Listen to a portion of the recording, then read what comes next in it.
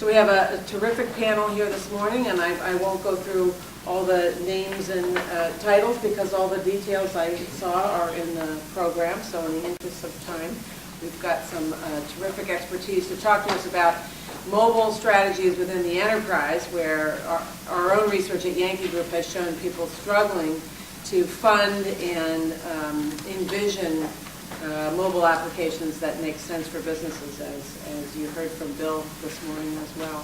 So we're going to talk a little bit about mobile strategies in enterprise, and I'd like to start by giving everybody a one-liner, name, company, and a very short description of the state of play in mobile in your business today. And I know from our call on Friday that that's going to be hard for some of us to describe. But name, company, and state of play in mobile today. Okay. I'm going to start with you. Okay, I'm David Nguyen. I am at Putnam Investments. Originally it was going to be Mark McKenna speaking, and he asked me to fill in as he was engaged. He got taken away.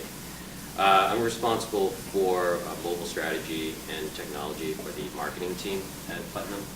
And in terms of where we are in mobility, it's I think just the technology team and the marketing team are just now coming together to really try to form a solid, formal mobile strategy.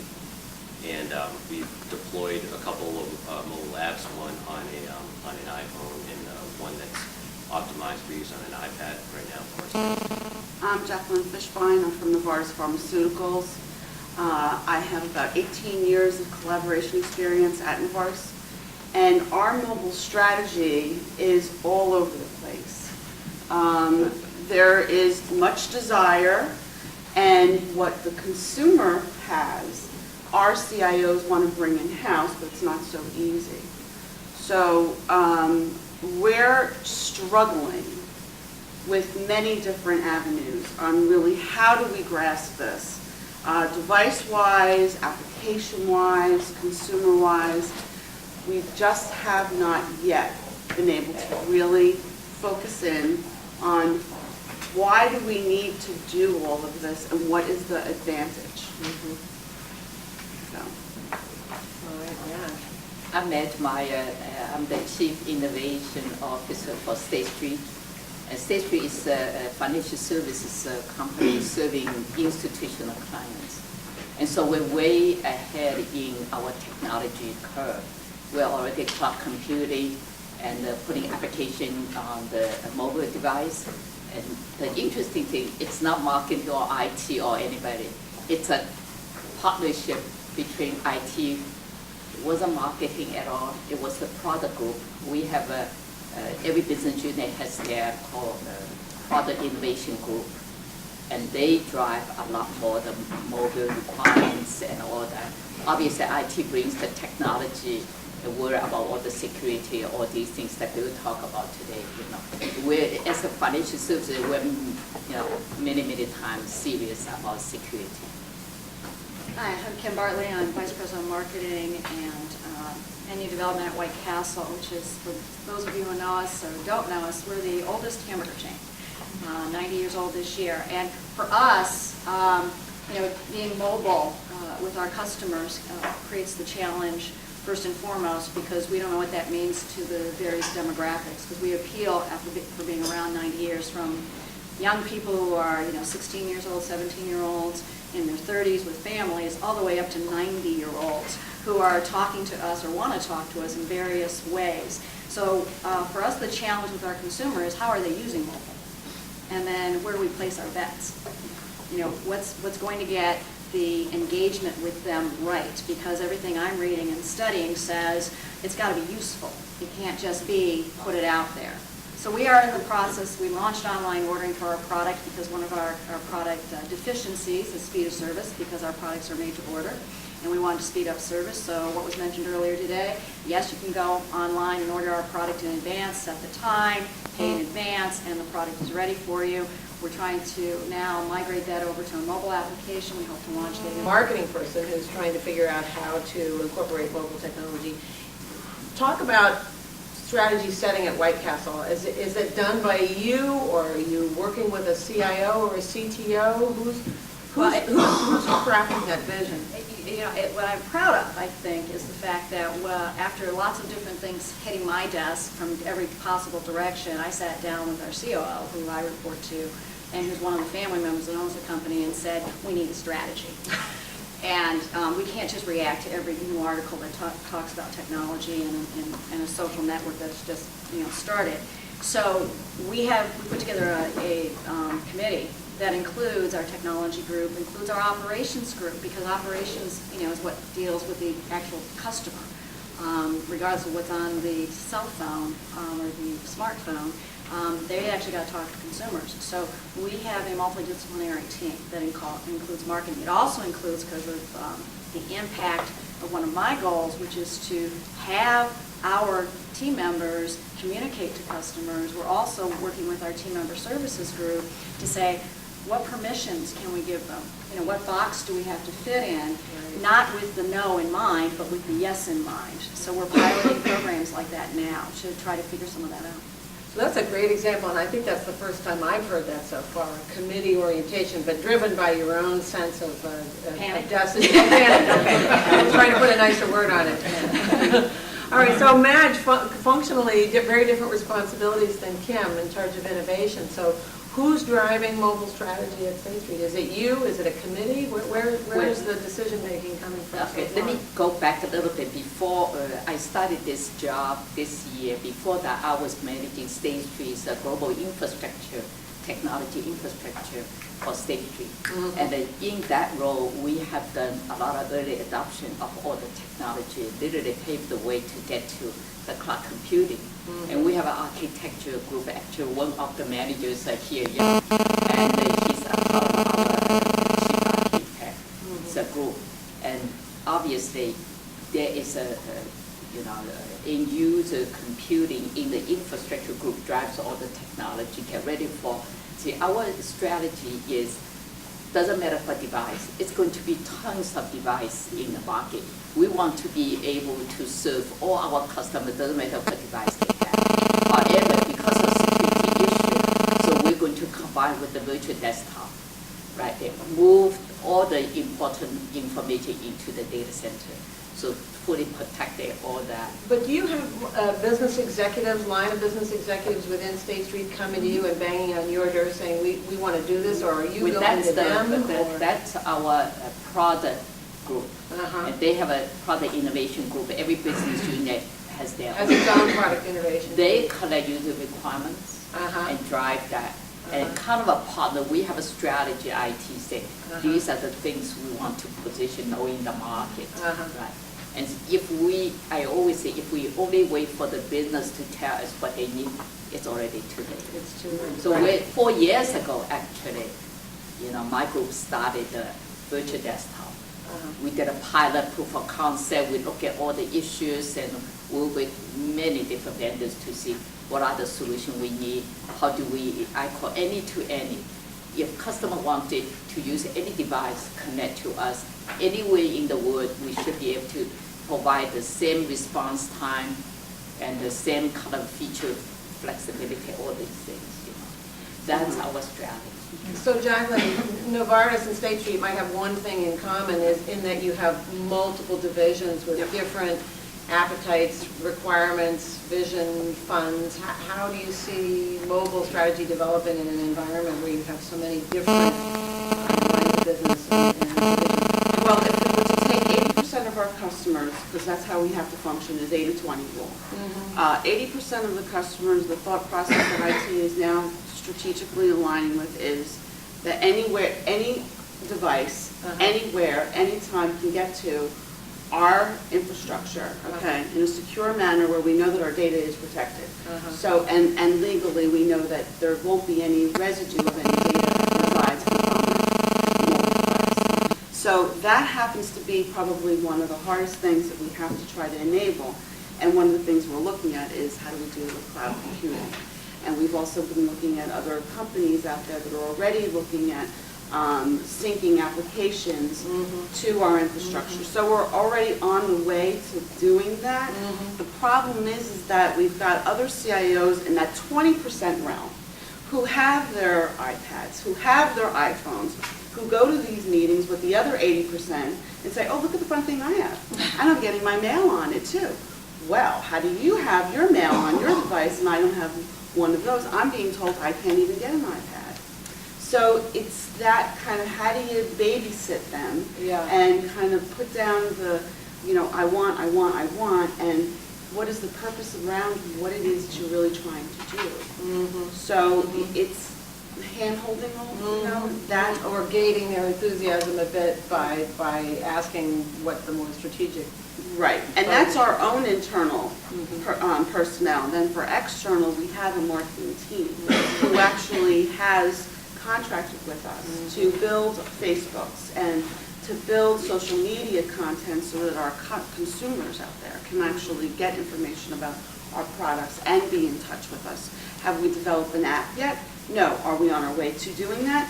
Yes. So our organization isn't fast enough, just like what Kevin was mentioning yesterday. We just can't seem to get that innovation group up and running because of the P&L. Yeah. We have that same task ahead. That's honest. Yeah, that's fair.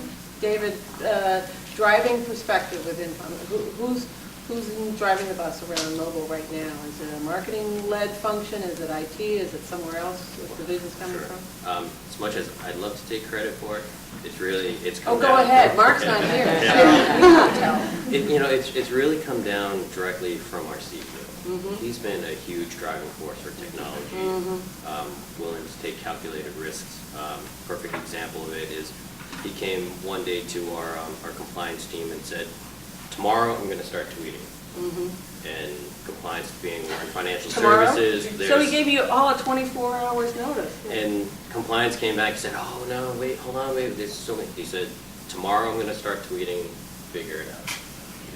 And so they did. So he was probably the first CEO in financial services to start tweeting. Really? We had to pay something like $10 per tweet to file it with Benra every single time. There's a business model for something. Right. So really the innovation, I would say, really kind of trickles down and then directly into Mark's team, the marketing team. But for the most part, it is the marketing organization that's driving that mobility bus. Talk to our CTO, they might see it a little bit differently. But in terms of we're the ones kind of looking at what's the next new thing. And then we'll look for kind of the support of the technology team in order to enable that. So we have a variety of different approaches already with mobile strategy adoption in the group. One of the things that's struck us at Yankee Group is that the breadth of the mobile revolution is much more dramatic than any of the other technology platforms that people like you have wrestled with before. Jacqueline, I hear you talking about an attempt to provide any-to-any access, and I just said the same thing, any device, any time. But that's really only one dimension of the mobile revolution. We're also talking about mobile enabling business processes, so that within the manufacturing or R&D activities of Novartis, you could be adding mobile technologies to a lot of the equipment and processes that work there. I'd like to start with you, Jacqueline. How are you setting priorities for the breadth of mobile opportunities, and how did you come? If it's any-to-any, for instance, if I'm reverse engineering your own priorities at Novartis right now, how do you come up with what's driving that right now? How do you choose among those mobile priorities? That's actually a really tough answer to come up with, because we are just now struggling with trying to, amongst ourselves, how is it that we can get back to our own infrastructure? Okay, not so much the applications and what's running the business, because to touch those components, it's a lot more lengthy of a process to switch out. Right. Plus, it's also very expensive to do so. So that stuff's just almost too scary right now. And when it comes to manufacturing, if it's working well, why touch it? Why fix it? Why change it out? Wow. So it's almost in a way scarier. They'd rather just hold on some of these different areas and say, okay, well, what is our front interfacing that's out there where our customers say that we are more innovative? And that's where the sales reps come in. And I understand the concept with the iPad. They go into the pharmacy, or they go in to talk to a doctor, and they see them with the iPads. It's new technology. Like, oh, okay, this company is innovative. They must have some good ideas. So the consumerization trend that Bill mentioned earlier is maybe more at work in priority setting. Absolutely. Which is a little scary, to be honest, because you're talking about manufacturing processes that do or don't provide competitive advantage for Novartis relative to other competitors. So if you're not willing to sort of open up processes to figure out how mobile can re-enable those, there's a potential danger there that somebody else might do it to you. Absolutely. Yeah, yeah. Madge, how are you setting priorities? You have to deal with these various business units that have their own product innovation teams, and you have your own group has to try to think ahead of where their appetites are going to be. But how do you come back, or how do those organizations come back and choose the mobile things they're going to do and say, we can't do it all right now, and mobile, in fact, has to compete with a lot of other things that we're doing? Right. What are the criteria that you're using for making those choices? Well, we have a very structured process for IT investment. It's an IT investment council, right? And you start with the top executives decided how much you want to invest in IT with the priority, all that stuff, right? And they come down with major initiatives. And then each product group will prioritize within their business unit, say, what is that? Now, most of the time they So forget- those, sorry to interrupt, those product groups will then get a strategic directive that they have to be responsive to. They get in their a own certain choices. amount of funding, right? And then within that funding, they decide what are these things they want to do. Now, obviously, revenue is number one, right? And customer satisfaction. Sometimes you do it and you don't bring more revenue, but it's a retained customer, which is part of the revenue. Lifetime value. Exactly. That has a revenue implication. Right. And the bigger part really is how do we become more competitive advantage to compete against other competitors of state business, right? Each So business unit has their revenue, own client satisfaction, retention, and competitive advantage. what unique things we can bring to the market earlier than other competitors. I mean, there's no magic in any business. The minute somebody comes, they follow it. So how can state to get ahead of that game? See, we have a kind of a thinking culture in State Street is, even though we're a financial services company, that's absolutely for sure for 220 years, very long time. How do you sustain the leadership? And I always say we're really a technology company doing business in financial markets. That's how much investment we invest in technology. So you have a council that sets thematic direction, and then the business units have to develop initiatives that are responsive to those themes, and they tend to use revenue and things. Kim, you were the one that said panic, so why did you panic? Was it a competitive response or a customer-driven thing? What gave you that sense of we have to do something now? Managing resources, both financial and people, because, at a meeting we were at last week with Thornton and at Ohio State, what keeps coming up is how do you prioritize? Which it's not just dollars, it's truly the people side. And our IT department will always answer, we can do anything you want us to do, because they can. Right. However, there's a but that they're not saying, and that is just tell me which one to prioritize. Right. And what we're discussing with them, and what I've been spending time, is to understand what are the constraints they're under, learning more about how do they project manage, what are the components they need to be considerate of. And so like in these team meetings now, I'm able to contribute more in terms of asking questions. Those questions include things like, if I ask for this now, as we're developing our app, is that better for us than trying to come back later and say, let's find out I'd how like the to bolt customer this feels. on. Yeah, and those have been helpful to them because they're able to educate the entire group then on the processes and what they have to think about. So what we're working towards is a greater understanding by all the parties that help manage the financial resources and the people resources better, so we're on time and on budget and hopefully productive with the outcome. And what role has competitive issues played in your own thinking? Do you look at what other people are doing with mobile in your space and say, gee, we got to be at least as good at that, or we got to catch up, or we need to be ahead of that? Yes, and that's where the panic sets in, because every time, a chain the size of a Pizza Hut or a or a McDonald's or somebody else announces that they're doing something in the mobile space or something, in any kind of technology. It's on my desk, it's on IT's desk, and it's like, why can't we do this? Yeah. Well, one, I don't have 20,000 restaurants contributing to the revenue. budget, yeah. And so we have to compete differently. And being smarter is what we try to focus our energies against first. If we're going to do it, our IT department prefers us not to be first to market because we can't afford to waste things. And activity and energy, let's take the learning and then let's, to me, outsmart the competition by giving the consumer something or giving our team members something that's absent. So then the question, I think that's the real challenge, is what aren't you getting from the technology? Right. That you would like to have. So we're trying to figure some of those things out. We're looking at that blue ocean saying, if everybody's over here playing and giving this and this and this, and I'm not hearing any case studies of success, what is it that the consumer and how they're interacting with all of these apps and all this technology, what's missing from their lives? It strikes me, though, that looking at the competitive stat, which I think is vital in mobile, is really the tip of the iceberg, because what you can see, potentially as a customer of those competitors, is what they're doing that faces the consumer. And what you're not seeing is what they might be doing within their supply chain activities, for instance, and mobilizing those activities. Are the other members of your group that are looking at, are they looking at inside the organization and mobilizing any of those activities?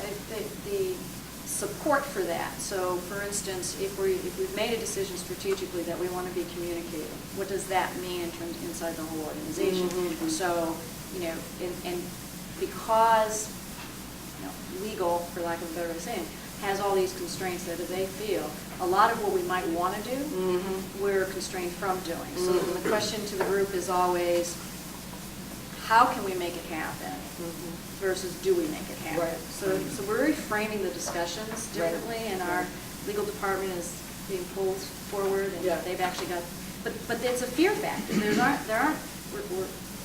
There's new ground that that technology,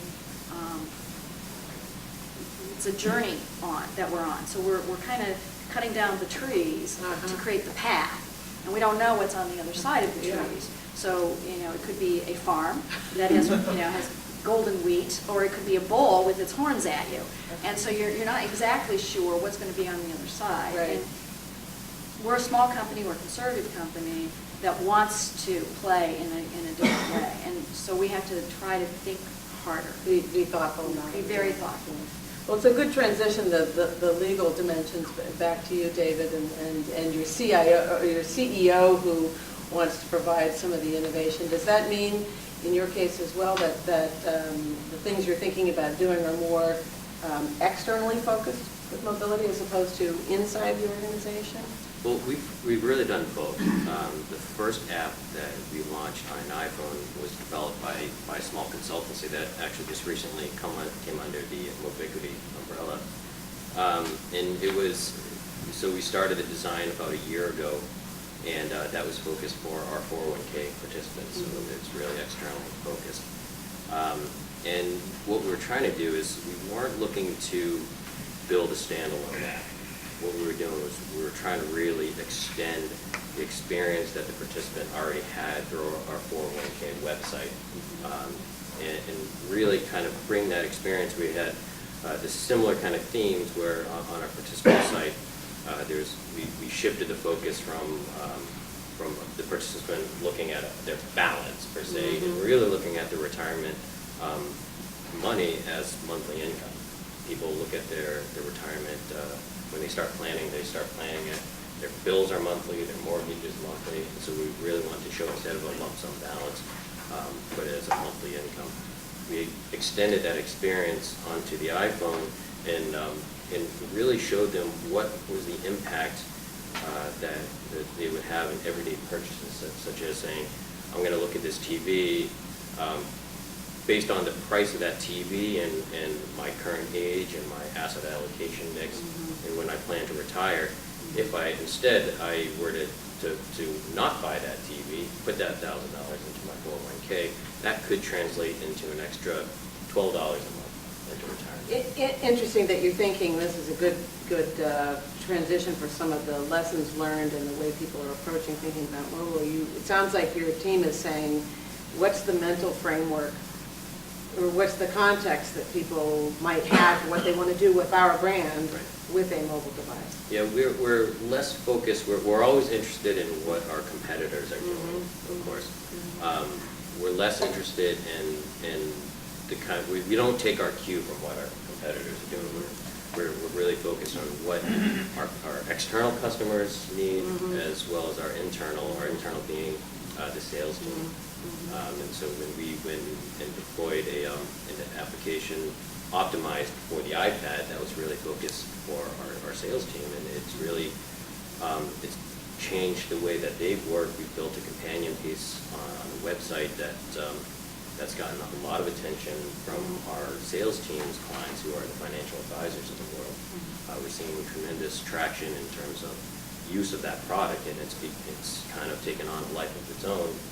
And now we've got this huge budget roadmap just for this one application. Nice. You won budget. That may be the biggest victory I heard so far. So let's talk about two things for each of you in the time we have, and I'm eager to take any questions from the group as well.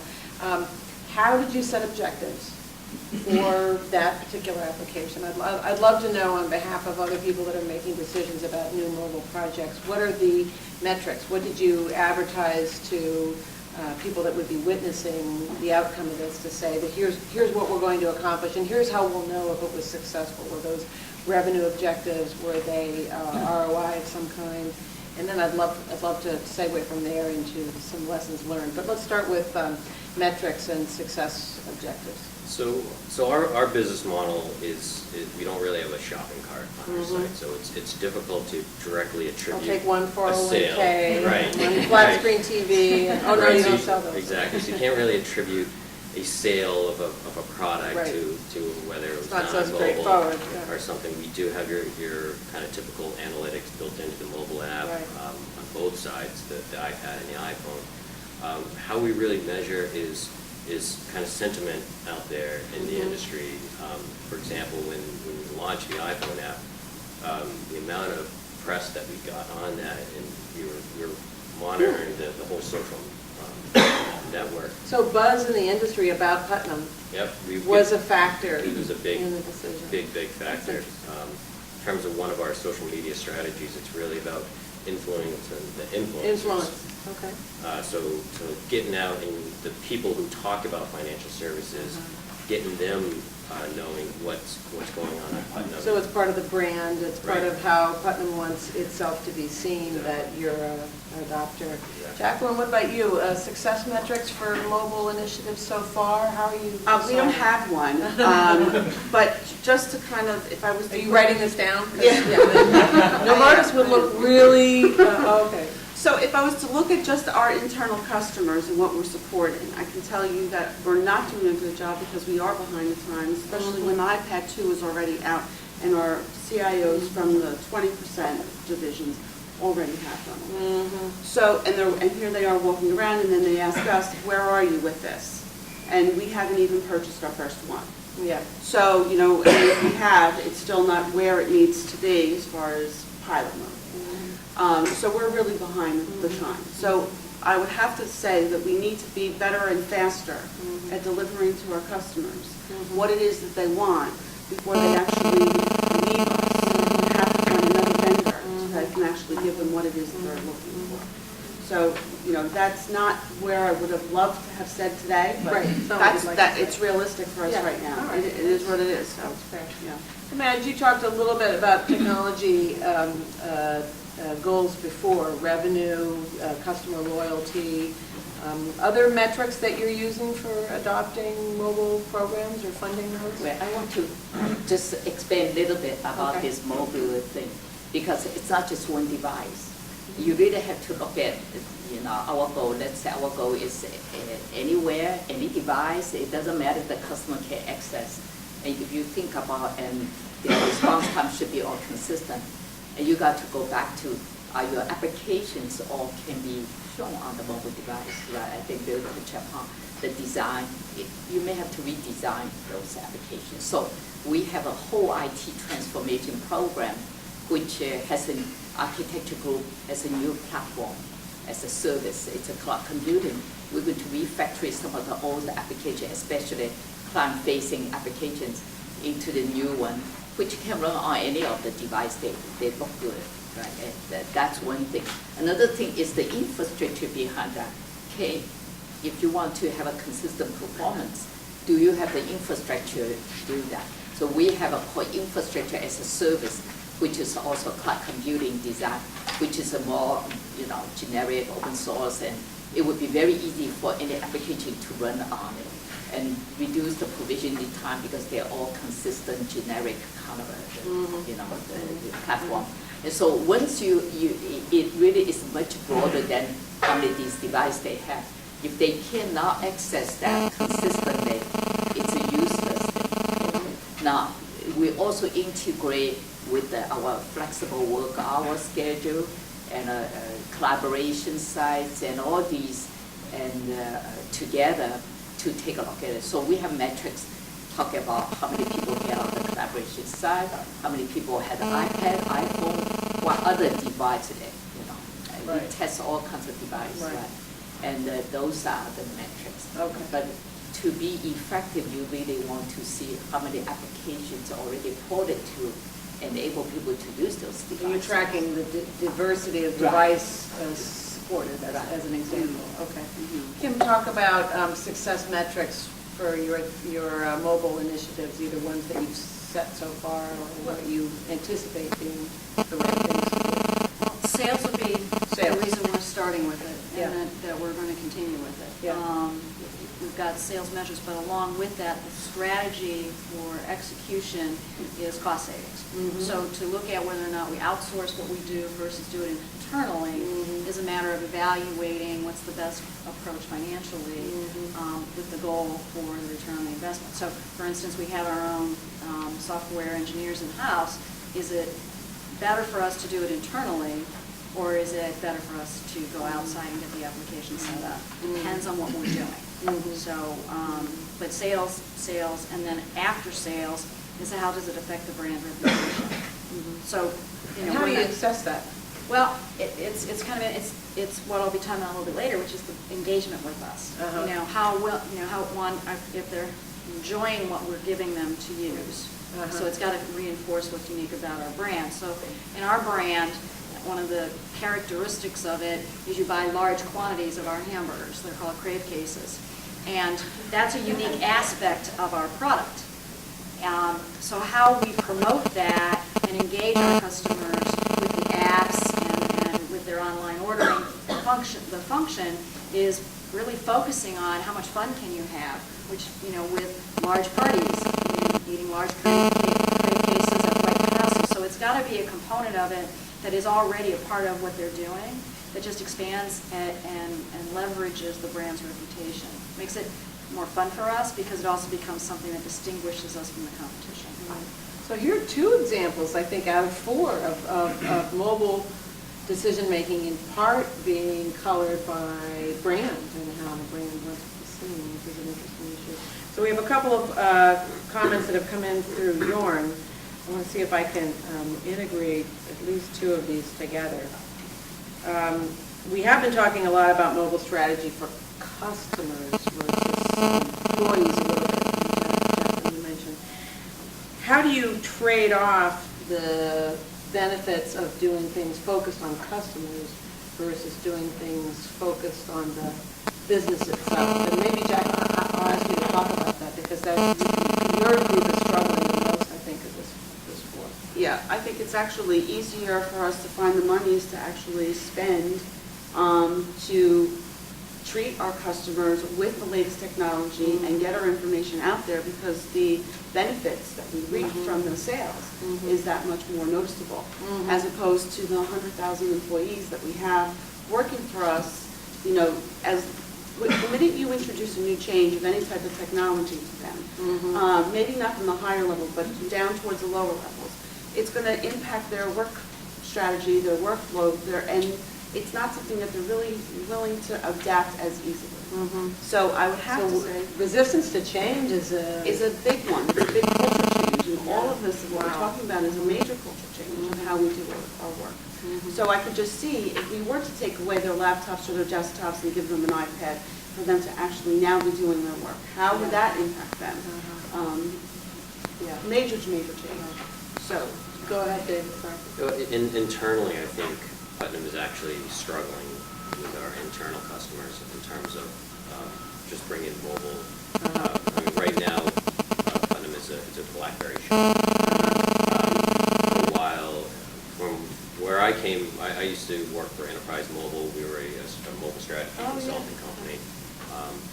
And we did a lot in mobile device management. So I came in the door, recognized that there's a lot of people coming in with iPhones, and we really had no way to provide any kind of experience on it. And so we've been piloting good technology.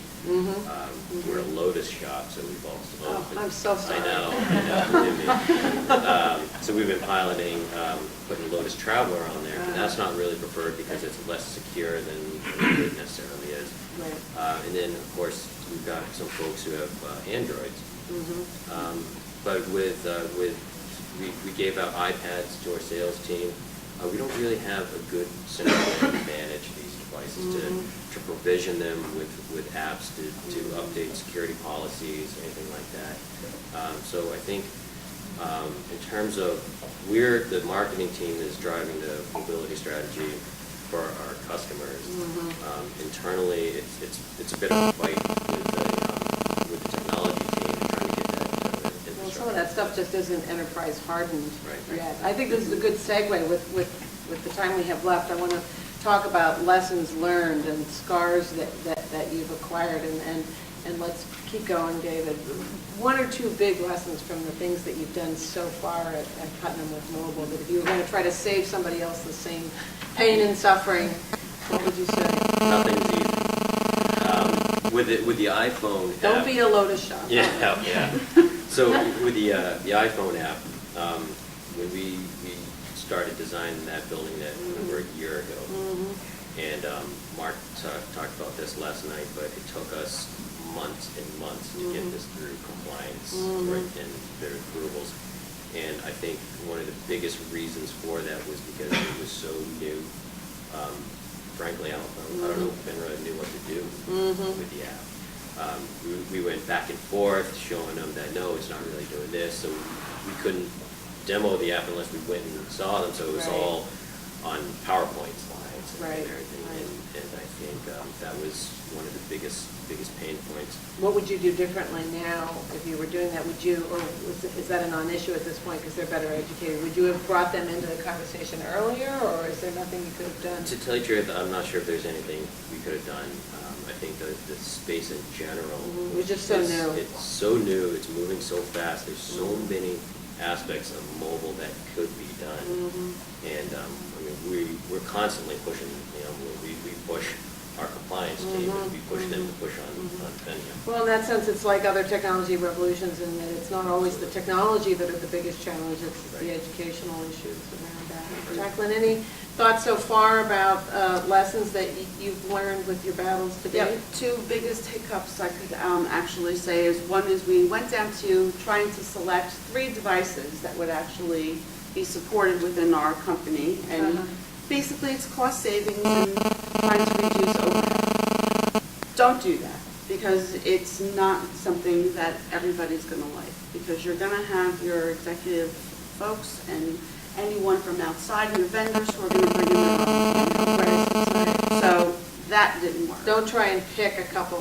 No, Less than one. Yeah. exactly. I heard that too. A guy from TI told me just as recently as last year that they'd solved the mobile problem because they made a decision that they're not going to support iPhones. Okay, how is that solved the mobile phone? You're great. You're delusional. Yeah, that's actually right. And I think the second thing is that we also signed a very long contract with Verizon. And as a mobile service and data provider, is that the best one moving forward? No. And for a global company, Not so much. Yeah, So- so don't try and reduce devices and try to avoid long strategic partnerships with mobile operators. Absolutely. Yeah, okay. Madge, lessons learned so far around mobile? Well, one thing, well, we've been pretty smooth, but the interesting part is, I didn't mention before, our board of directors all use iPad. So immediately we're able to put any documents on. Then we say, why bother just iPad? Like I have iPhone, I have BlackBerry, you name it, I got everything. So know just what for testing. technologies your executives are already using? Well, the thing is that we decided rather than just focus on iPhone or iPhone, you know, we say device doesn't matter. Yeah. Like you can use Think any big. device. Okay. And the important thing Device is, agnostic in a sense. that's right. Important thing is not to have any data. Customer data is what we worry about, the security. So all no the stuff. localization. No localization. So if they lose it or that, initially we were saying wipe out, we can't wipe out their device. What about Can't wipe it, personal don't use thing it. and all that stuff? Yeah. We said we're not going to deal with that. They will have a return on their everything is in the data center. That probably is really, if you can integrate that kind of a deployment together, it's the safest thing. So device agnostic and no data localization. All right, Kim. Scars, lessons? Lessons, I think, are more around somehow working toward getting our IT department to have a greater voice in the leadership of where this is all going. What I have found has been, what's missing the most is not that everybody, that they don't know what to help us with, but they're waiting for us to ask. And so we need to have them much more forward thinking in the organization. So don't overrun them. Yeah, well, it's not even so much that, in all honesty, it's they have the knowledge, they're waiting to be asked. And it's more getting them to not wait to be asked, but rather lead. And have them help develop what it is we have to think about as leaders within the organization, even from the standpoint of, you know, instead of waiting for somebody to show them an article on Yammer and how it's going to impact team members, why aren't they coming to us ahead and saying, hey, you need to think about this, you need to worry about this. So actually invite them Yeah. to provide you with more leadership and invite them to push you. I guess I'm of the ilk that you shouldn't have to be asked to help your company Yeah. with a problem you know about that they're Right. waiting to hear about. Right. That They seems know like a so much flaw more about, they know in so an much IT more about organization. this than I do, so I'm out there trying to figure this out when we've got the people who know it all Right. right in our organization. But again, because the position is, we'll help you with whatever you ask us to do, we're not That's ahead. a passive-aggressive Yeah. IT organization, if you ask me. And I think that, well, I think there's other organizations like that too, because if in the past the issue was, we have all the knowledge and, you know, you don't, Right, then now they're trying to be coaches. yeah. So they're not trying to be as ahead of it. So I think there's a balance in there somewhere, and we're trying to find a way to strike that balance. Yeah, good job. But I think the benefits are just huge. Yeah. You know, when you figure it out and you organize yourselves around thinking together, I think the outcome is much greater. Well, I think it's a testament to all of your organizations understanding the potential benefits of mobility, that you're all spending the time here today. We're right at 10, and I want to ask Thornton, do you want us to wrap now, or would you like us to take a question or two We can take a question or live? two. Yeah. Comments, real time, yeah. Like, to what extent do you look at, or anyone in the panel look at both internal and external and see where they overlap? I've heard pretty distinctly that there's clearly an internal customer set and there's clearly an external customer set, but I think there might be opportunity for some overlap and some synergy in that way. We're actually doing a survey right now of our team members asking the question, how do you use your smartphone? Because in our case, you know, a lot of our team members are actually our customers. They work from the neighborhoods where our customers are at. They interface with the consumers all the time. So we're just asking the question, talk to us. Tell us how you use it, and we think we're going to get some good insights that will help us develop along the way, both, you know, internal and external, how to work with it. Yeah, the iPad app that we developed was originally concepted for our internal sales team. It was going to be targeted on the iPad for our internal sales team only. What we're seeing now is our financial advisors, who are the salespeople's customers, they want that same application available to them. We built a companion piece on the web that's driven by the same web services that the iPad uses, a little bit richer interaction being on a desktop, laptop, web. So that's focused on that external population. But now we're looking to bring that iPad app out to those advisors and the general public. We'll take one more? Yeah. This is to anybody on the panel. Can you give an example of an mobile app that would not have been possible on the PC or any other device that's been built? Something which the mobile technology may happen, the fact of Something that capitalized on the unique qualities of mobility that you couldn't have done, you couldn't look at it and say, why not just do that on a Just do it PC? as an extension of the PC. Okay. Anybody? Well, I think the main reason we chose the iPad, I mean, it essentially replaced this very hardcore paper process that was just unreal. We chose the iPad instead of putting it on a laptop because when a salesperson goes in there and talks to their customer, they're not waiting 5 minutes. Hold on, let me boot up. Crashed. Okay, let me boot up again. Let me see if I can get some connectivity. You don't have Wi-Fi in here. All right, well, let me go back to paper. So we went with the iPad that has the always on So connectivity. the immediacy. Right. But the way we built it also was that it actually has offline capabilities as well. So if there was no connection, but the fact is that you just turn it on. and Immediacy, it's on. the cellular availability. Saved huge amounts of time. Anybody? When we started looking at the client-facing application, we have a portal for external clients to come in, and there are a lot of applications on that. That's where we started first, invested in that, because that directly impact our customer, you know, make it convenient for them if they want to use their own device and all that. That's how we started. Now, usually we don't start from serving external first. Way before that, we always do some internal deployment, get the lessons learned.